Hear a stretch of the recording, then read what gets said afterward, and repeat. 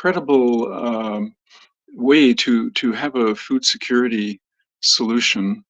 And the problem usually is, that growing food at home, you don't really grow much food. I mean, you can have a garden in the backyard, and maybe you get a few dozen tomatoes off of it, or a couple lettuce plants. But really, most people, I'm just saying, most households, right? They're not going to really produce very much food. And situation is everyone has a season, so you can grow for a certain time of the year, like in your area in really hot, California, it's summer, all the plants just die, right? I mean, they're baking. They're Yep. out really in the backyard in the garden. And then up here, I'm in Montreal, as some people probably know. But anyway, we got our cold winters, and there's at least well, there's more than 6 months where that idea of growing food is quite pointless. It just doesn't work. So if people want to, what we want to do is equip them to grow food in any climate and continuously, day by day, every day, harvesting. So you can go out and get your lunch, get a nice salad. You can go out and get a fish and veggies and have a nice dinner. And certainly supplement your diet. And we grow all kinds of food in this product we call Pyropod. So Pyra really refers to sort of pyramid, sacred geometry, and kind of the energy, that we're getting from a space which is created to really support life. So you could say it really is a sacred space. It's not only that you've got all these plants and fish. We do recommend the fish, Right. any kind of marine, mariculture, water culture, aquaculture.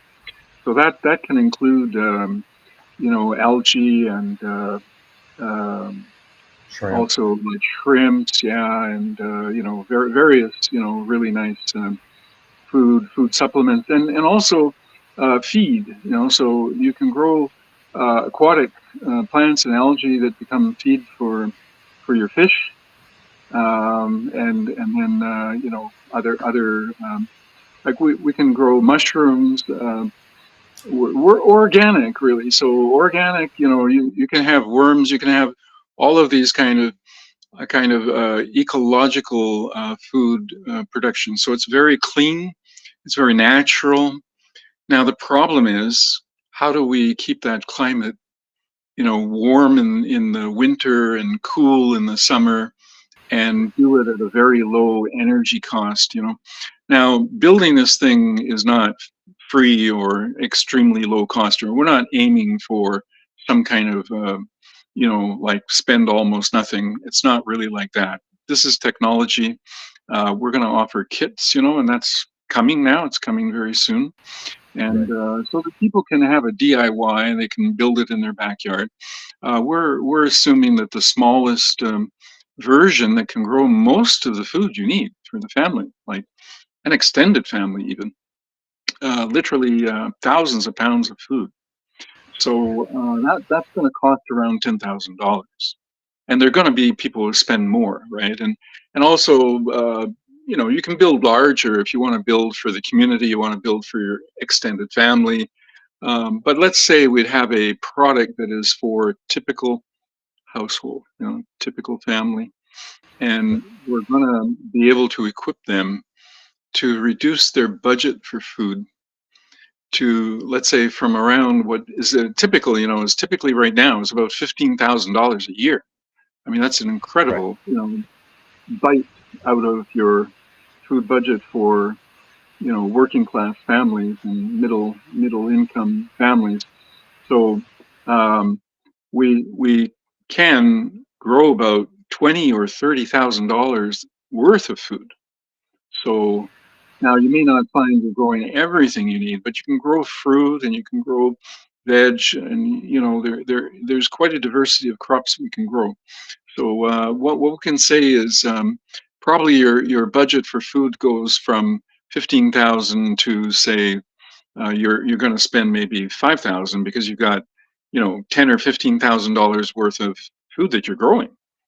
So that stuff, and you don't have to go to the grocery store. You don't have to wonder what the price of the food will be. The price of food's going up, and generally speaking, people, that's what food security issue is that we don't control our food. We don't control the access to food, and we don't control the quality of the food.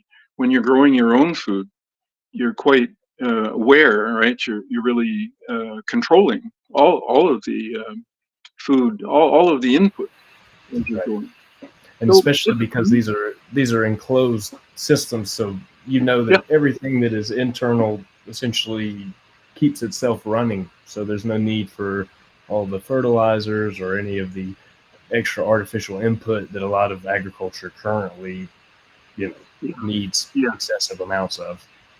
That's it. When we talk about the inputs, when people grow, let's say, if they're growing commercially, of course you're growing food for yourself in the garden.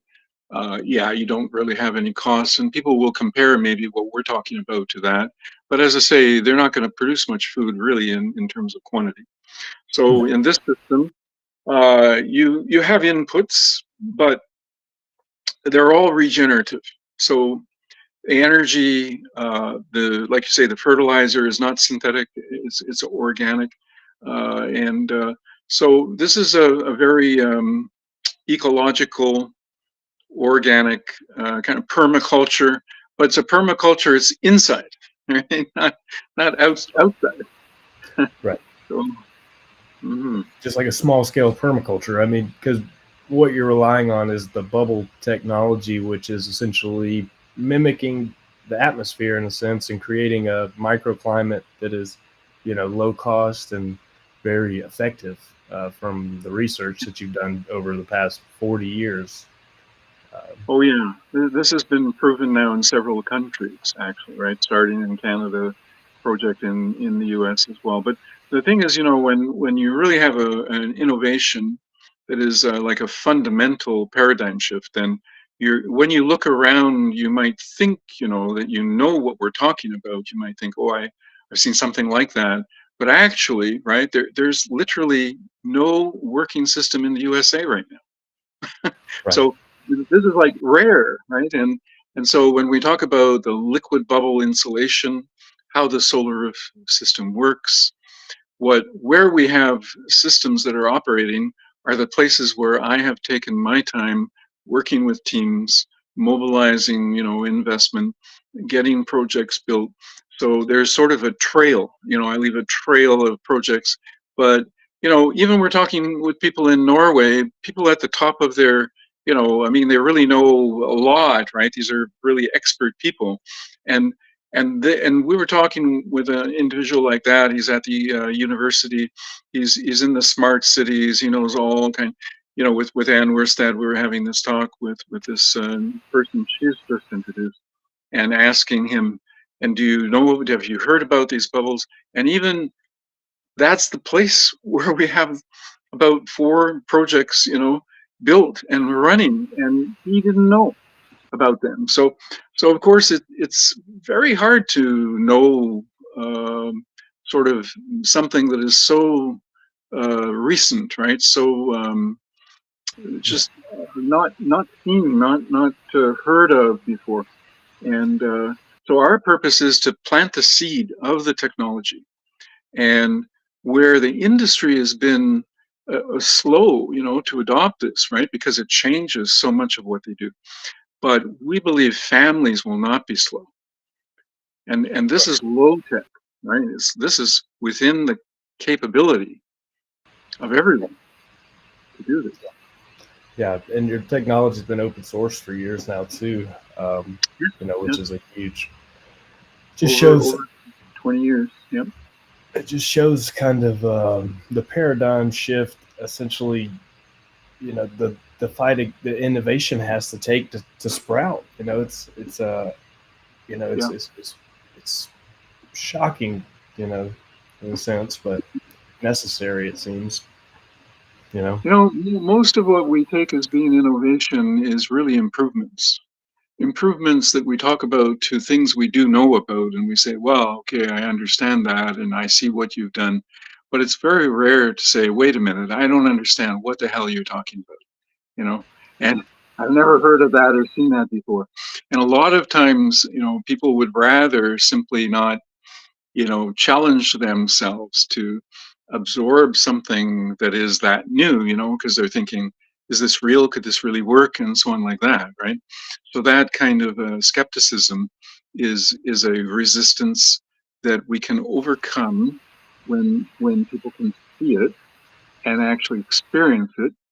And that's what you do actually to get inventions out there, is that's what you have to do. I mean, when Tesla had the first electric motors, nobody ever heard of them, seen them before. He was building them in the lab, right? They come out of the lab, they're working, but it's like magic, right? When other people see it, it's a little bit like magic. And today there's so many skeptics because when we hear about technology, most often some kind of a con, some kind of a story that doesn't prove out. So this is why we want to get this in the hands of many families, really, and see sort of a general awareness that can develop. And I think Americans can do this, right? Because that's the Yankee, spirit, right? And do it at home, do it in the garage, Right. build something that's novel, and have some fun with it too. Yeah. No, I agree. I agree. Yeah, and I think we're, right on the edge. I'd like to maybe talk about the bubbles and kind of how they work, and what I think that's one of the things that a lot of people have questions about. So, if you want to give a little bit, um, Yeah, discussion on that. yeah, absolutely. And I think on this format here that we can probably refer to some videos and slideshows and stuff like that. Of course, maybe not today, because we're just getting started on this, but we can do that. And as we can come back and really go into depth, right? Look at each of these technologies, and really offer some explanation and hopefully some question and answer too, if we can get that part figured out. But basically, yeah, what I've invented is an insulation that is not a solid. All the solids all the insulations we know are basically static, right? You get a plastic, you get a foam sheet, right? Or you get fiberglass roll. You put it in a bubble, you put it in a building wall cavity, right? A wall cavity, you put it in the roof. That's what we think of as insulation. But Right. what we have is a dynamic insulation. It's not a solid, it's not physically solid substance, right? It's based on water. So it's based on soapy water. And when people want to visualize what is this, think of bubbles, think of like bubble bath, right? Soap suds. And Right. that in our imagination, that's very close. People may also be aware that foam is used for firefighting, and they may have seen foam, or and also they may have seen bubble parties where people blow a lot of bubbles, like a big cloud of, huge pile of bubbles, right? And the kids run into it, and you know, at our website you can see those videos. I mean, the Pyrapod website, and I'm sure at our website too. But Pyrapod is the Canadian source of this particular backyard product. So and of course I'm Canadian and here in Montreal, but my partner is in the west, of Canada, British Columbia. So we've done about 3 years now developing this backyard solution, and making something small is challenging. So all my previous work was actually for large scale commercial greenhouses where you have huge roofs, right? The roofs are acres in size. And so when it came to the idea, well, if the industry is not responding and we can go directly to the people, we have to make it small and accessible to people. So this is where we came up with this small sort of dome shape. It's a kind of a vertical. Also, it's a bit. We want to use the vertical height. That's the vertical farming idea. So we get more productivity that way. yeah, similar, to the pyramid, right? It Yeah, kind of stacks up, but it's also curved a little bit, which gives it a little bit yeah. more volume, actually. Uh, Great. Mm-hmm. And so, yeah, I well, mean, so we've got, oh, you standardized. might have lost. There we go. Sorry, lost you for just a Hmm, second. We're good now. okay, we're back. Yeah. All right. Yeah, Yeah, we got sort of standardized kits that people can then build their own, so that we keep the cost down that way. And this becomes a hobby. It is technological, and I think also a great opportunity for families with their children, with their kids, to learn technology, and apply advanced, know-how, and basically learn about solar energy, about food, about ecological, systems, how they work. And one of the things I like to say is, well, as I say, the product is called Pyropod, but we call the pioneers, like the early adopters, pyronauts. So sort of like astronauts, right? Pyronauts. So in the backyard, this is actually space age, what we're doing, right? When the kids learn this, it's a science that will be grounded in knowing some very advanced principles of ecological life support, which I think is incredibly important, because when we're going into a future where the food system is going to collapse. Now that's another topic, delve into it another time. But basically, we're doing all this in order to give people a avenue, a pathway, a way that they can absorb know-how, that they can create their own food security. And that's very important as we go into the next years ahead here. Very right. important. Now, as you said, you've done work for like 40, 50 years now almost, and it was back in the 90s when they knew that you only need a very, small amount of room if you can utilize everything appropriately. And back then, I'm sure the technology was expensive, but they knew that essentially you needed much less land to feed a family of five or so people, and the current, I mean, it's like 100 times less land or something ridiculous. Uh, the research shows, you know. Um, so yeah, it's Indeed. unfortunate that it's taken this long to get it out, but I think that, like you said, it's such an Hmm. important part educationally for people to be able to understand these systems entirety, because essentially the reason we got here is because we try to fix things without knowing the whole issue. So you know, Yeah. I'm, Yeah, I'm how we got in this food crisis, in the, like, we don't control the price of food. Food comes from thousands of miles, and this supply chain, right? When we got into the COVID, everyone became very aware of the issues of food security. That in fact we don't control the source of our food, so we're importing food. Like in Canada, we import like 90% of our food. I mean, California grows a huge amount of food for the rest of the North America, right? And Mexico and California. And we're not talking animal feed, right? We're talking very high quality human food. And it's surprising that agriculture takes so much resources, so much water, so much synthetics, all kinds of toxic inputs, and really what that is doing, most of it is not for human consumption.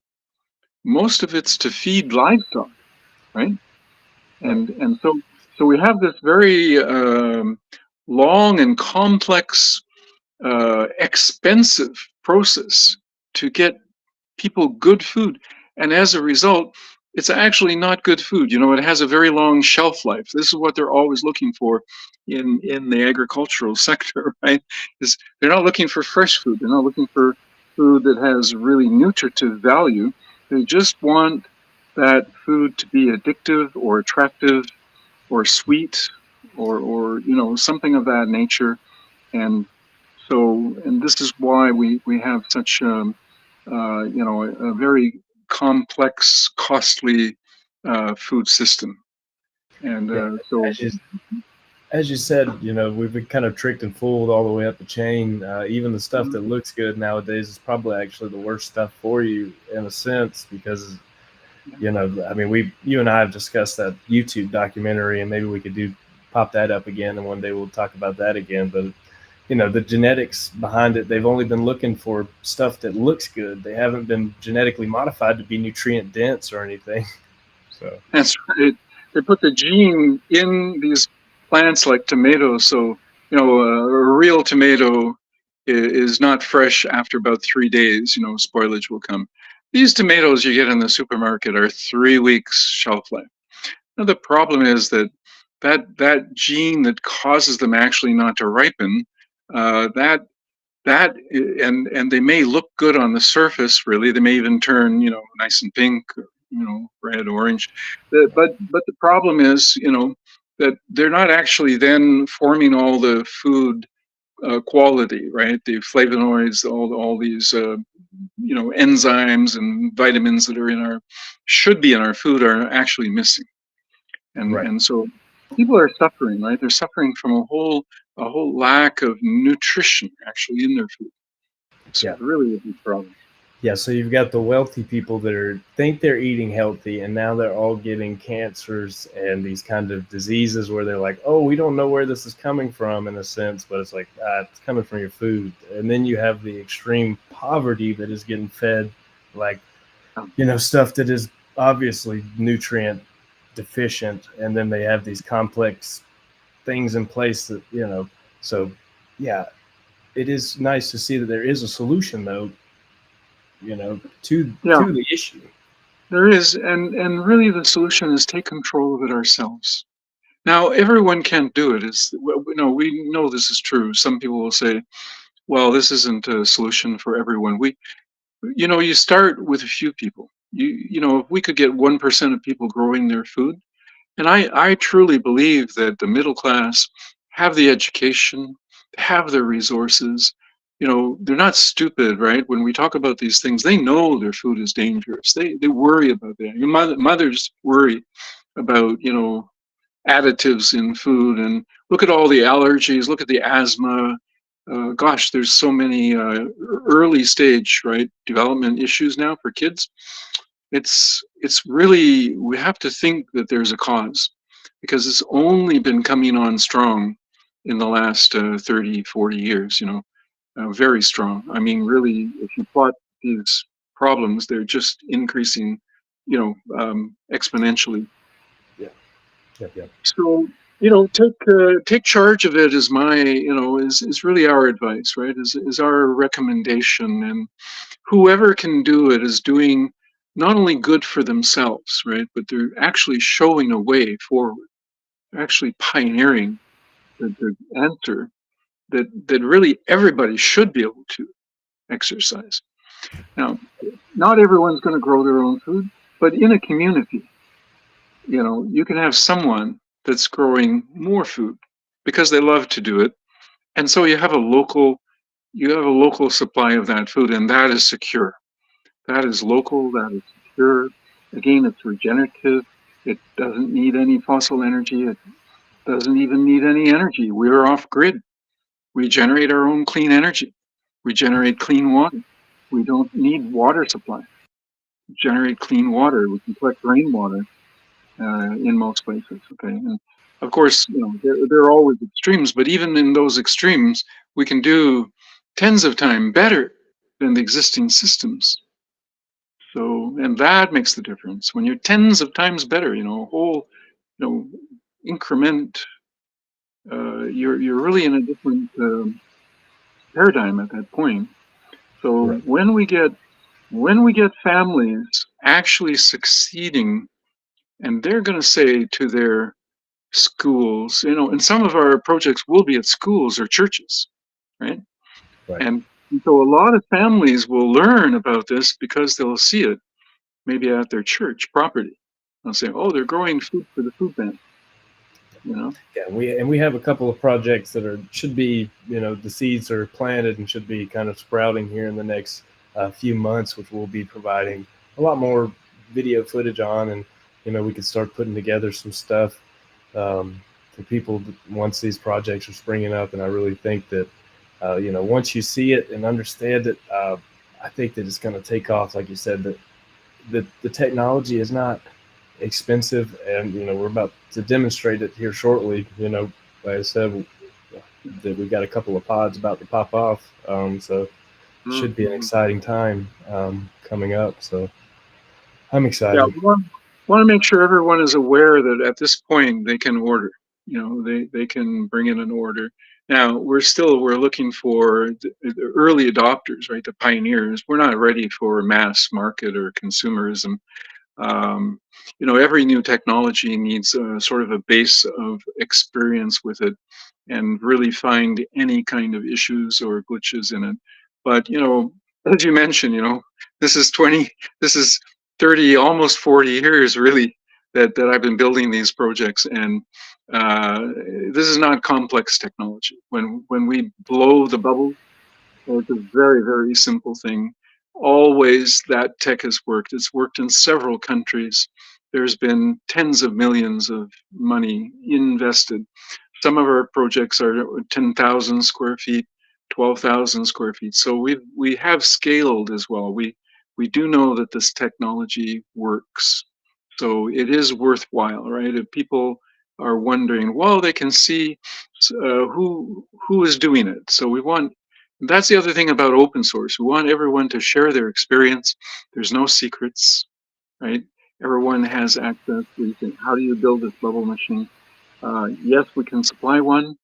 We can make a kit, and it's ultimately you can have local manufacturing. We're just talking with our friends in near Chicago about that, but you know, every place where there's 100 or 1,000 adopters, right? They could very soon have their own a local hub, right? Technology hub, where this would become a real boost to the economy of the community, and we can make all the components, locally. So that's Right, right. part I of the mean, plan. you're talking about efficiencies of up to 80, 90%, and then you're talking about growing, 2 to 3 200% easy, from what I've seen from the numbers, because like you mentioned, it's difficult to grow. A lot of YouTube channels and whatever, they like to, these permaculture guys, they've been doing stuff for like 20, 30 years. These guys are pros. The stuff you see on YouTube, it's hard to grow anything. Even in California, I have a lot of stuff on the patio that looks beautiful, but food wise, we would have starved out long time Yeah, ago. that's it. Eh? So that's what our aim is then, and again, it's not something you get done overnight. This has been a long haul, for the invention part of it. We're getting it from, smaller scale and lab projects into larger scale, and then finding all kinds of resistance too, resistance that simply shouldn't be there. People, you would think people would be aware that these are critical issues for people, so why not academics, why not more positivity? All we're saying is test it, right? All we're saying is here, try it, but Yeah. follow the prescription that we're providing. A lot of times people say they don't listen. They say, "Oh, I'm going to do it," but they're not doing it the right way. So we do need this kind of, who is teaching? Even in organic agriculture, universities aren't teaching it. So there's all kind of individual practitioners. They all have their idea. What's the best way to do something? And some of it is not science based, right? Some of it is experience based, and that is very good. But the problem is that it's never it's always random, and really what we need is a serious and even academic respect for um, processes that are based on nature. As we say, organic, right? Why don't they say they're based on nature? They say, oh, this is organic. No, it's based on the design of creation, right? It's the way life works. Why don't we study that, right?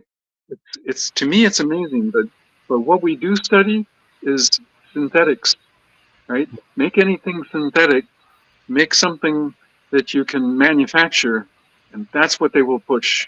If it's free, if it's basically when you grow something, that just gets done by nature. So there's no cost on those. Nature is doing all this managing the planet for us, and nobody pays nature nothing, right? So we can bring the power of nature to serve us right in our own backyard, and it's not a battle anymore. We're not out to get rid of the weeds. There aren't any weeds. You know, we just grow what we want to grow, right? And we create ideal growing environment, and we're ideal nutrients. Now, all of this we can teach and we can learn it, and then as a community, if they're not picking this up in the college or university, well, that's what I'm saying is we can propagate this. We can have a service center. We can have an enterprise hub that does teach and gets people into this business. So, like for example, if you have a small system, you're feeding 50 families, you're supplying like $10,000 worth of food to 50 families, right? That's a big income right there. And the families are happy to know it's local and it's regenerative, organic, zero carbon footprint. Everything you'd want it to be. Doesn't consume any water, doesn't consume energy from the grid, so it's not a stress, right? It's not stressing anything. So wouldn't you love to have a producer in your neighborhood and you could go and set up a contract and you'd be one of the 50 families that the guy is or girl woman is growing for, right? So that's what we see as the future. And this is sort of micro, not really micro enterprise either. This is a solid community based business. um, but also, it's not one that has to grow to 100. It can be nice at 50 families in a contract basis, right, that you're growing for. And if you have a whole lot of those people, then you got a whole lot of. So this is what used to be family farms. Right. Similar idea, right? A family enterprise that would sustain a very high quality of lifestyle and income and also be very satisfying, right? If this is your uh, place in the community. Right. I mean, if you look at the current, greenhouse model, they're very ineffective. Those things get like a R value of like nothing, and we're talking about going from like Yep. 0 to an R value of 40. With a very little amount of energy, and it's due to the dynamic relationship between the bubbles Mm-hmm. and the temperature from the outside, and it works just like a body would kind of work, and the plants work with sweat.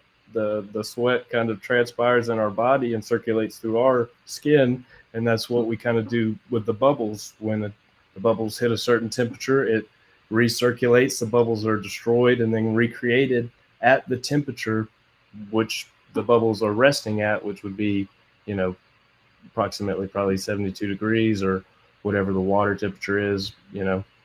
So that's Mm-hmm. that's how Yeah. you're able to get that uh, climate where you can grow anywhere. You're essentially mimicking the atmosphere and doing a diurnal cycle with it, right? Yeah. Yeah, that's it. It's very natural, right? We learn from nature. We're basically, as a technology, um, it is based on how nature gets things done, and so it creates stability. That's the one thing. And water is the key. We say water is the fountain of life. You know, water is the source of life. And so in our system, we work with water in many different ways. And that is kind of a golden age knowledge, right? Whenever a society was very stable, advanced, you would see that their relationship with water, including sanitation, including everything to do with clean water, in bathing, and all these things.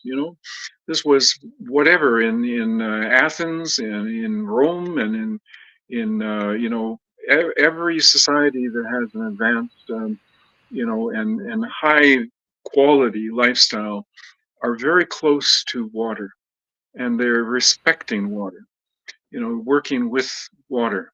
So this is really the base of the technology, and that would be another session just to talk about how water is such.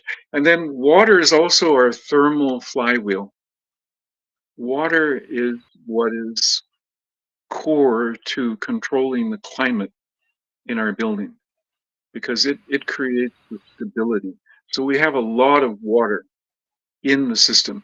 Now, some of that is for the fish farm, right? So that's a very good use. And another tank, water reservoir, can be for the algae, and so on. So there's many, and of course we're growing plants, so we have irrigation water.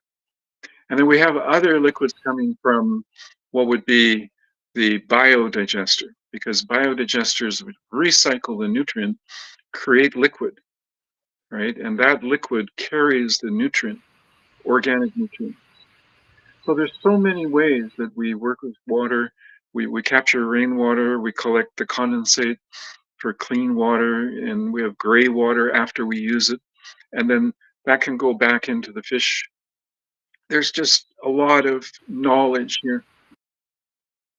Yeah, no, definitely. I think that that was probably a good one for today. We're coming up on 45 minutes, and Mhm. you and I can talk in the background, but yeah, we can start doing these, weekly or bi-weekly, and we can talk about anything that you want to. And I'll get familiar.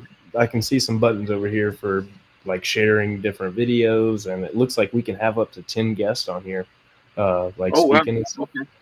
Yeah, so the Okay. people who Right. join in on the X, I left it in the comments. But from now on, Uh, if you're on X and you go into the comments, you should be able to click that link, and they should be able to join in here, okay. visually if they want to, or vocally, or be able to access the chat. So I'll Hmm. learn the tricks and tools of this restream, but it seems like it'll be a pretty good tool. Hmm. And the restream can probably work on our computer and our laptops and stuff. Oh, yeah, I'm on my So, laptop now. Yeah, right. So next time I'll open restream on my MacBook. That'll be nice. nice. Yeah. Yeah, yeah. Cool. Yeah, and we can do these. I think Ian and I are going to do one on Wednesday. So if you want to join in on that one, Oh, yeah, sure. Yeah, I could do probably Wednesday. we're just Yep. going to talk about kind of like the vertical farming industry and kind of the Hmm. flaws, similar to what we did before, you and I. Yeah, okay. That's really good. Yeah, because, there is this issue with technology, and that it cannot be so complicated. And I I feel like a lot of the advanced sort of food systems, they're almost intending to make it so complicated that it's out of reach. So our part of our purpose is to simplify and make this easy for people. And when it's at home, um, we'll be able to give support through probably AI, through um, some service, connection that we can have, and a sort of a community know-how, right? A commonly shared uh, know-how that people can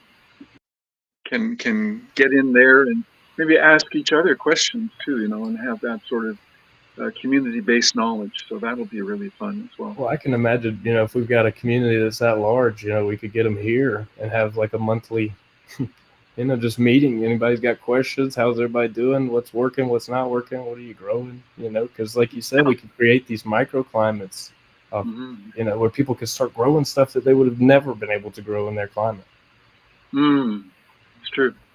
which is going to Yeah, be you can grow cold crops in a hot climate. You can grow tropical crops and fish and whatever in a cold climate, because the energy issue we have solved. yeah, yeah. And I can tell you, from firsthand experience, like we keep saying, I think it's very important for people to understand, out of all these discussions, what they should take away from this is that they do not understand how complicated their food chain is, and then they also don't understand how hard it is to actually grow your own food. So it is Mm-hmm. time to start looking for those other options, and I think that this is the only one that I found. So I think that people should look into the bubble technology, look into, the stuff that we do have up already all over the place, YouTube, Aubrey. I'll start sharing stuff in our comments Mm-hmm. but yeah, I think it's time for people to, we'll start showing them, but I think it's that time. So yeah. Well, thanks, Stephen. I think it was a good beginning. Yep. We'll keep it going and see how this all works out. Yep. All right. Well, you have a good one, Richard. We'll end it Yeah. here, and I'll speak to you soon. All right. See you later.